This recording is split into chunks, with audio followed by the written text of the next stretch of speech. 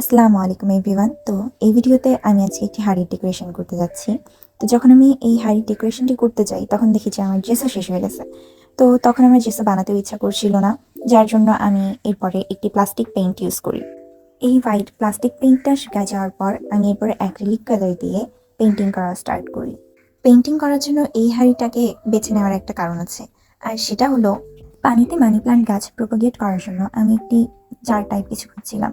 কিন্তু তখনই হঠাৎ রান্নাঘরে যেয়ে আমার চোখে এই হাঁড়িটি পড়ে যায়। যেই হাঁড়িটার বয়স প্রায় 15 থেকে 16 বছর হবে। আমি আমার ছোটবেলা থেকে আমার মাকে এই হাঁড়িতে চা বানাতে দেখে আসছি।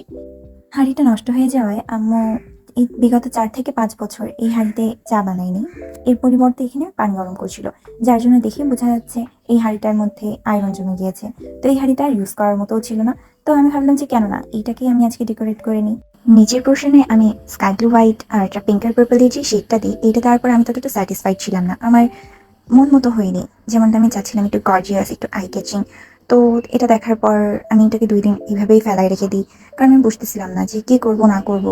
তারপর 2 দিন পর যে আমি ভাবলাম আচ্ছা এরপর আমি একটা কলকা ডিজাইন করি, কালো কালার দিই। কলকা ডিজাইন করে আমি অতটা পটু না হওয়ার জন্য আমার এখানে একটু ভয় লাগছিল প্রথম দিক, কিন্তু যখন আমি আসলে এই জিনিসটা শেষ করি তখন সত্যি আমি খুব স্যাটিসফাইড ফিল করি।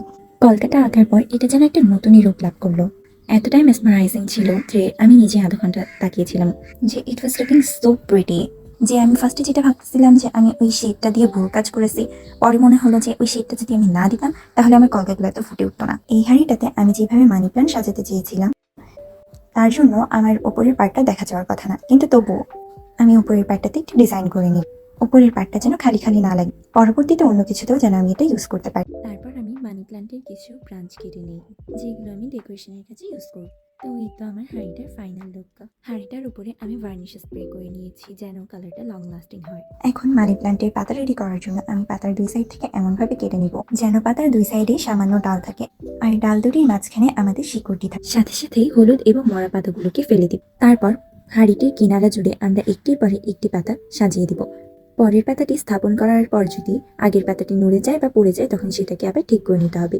একটু ধৈর্য সহকারে কাজটা করলে এটি জলদি শেষ হয়ে যায়। একইভাবে আমি একটি গ্লাসের মধ্যে মানি প্ল্যান্টের পাতাগুলিকে সাজিয়ে নিব, আর এই গ্লাসটিকে গিয়ে হাঁড়ির ফাঁকা অংশে রেখে দেব।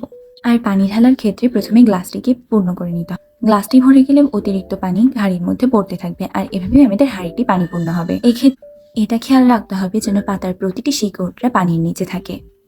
এভাবে পানি ঢাললে আমাদের পাতাগুলো নড়ার সম্ভাবনা খুবই কম থাকে। আর এই তো আমাদের ফাইনাল রেজাল্ট, আমাদের মানি প্ল্যান্টের হাঁড়িটি ready. And I hope this idea will help you all.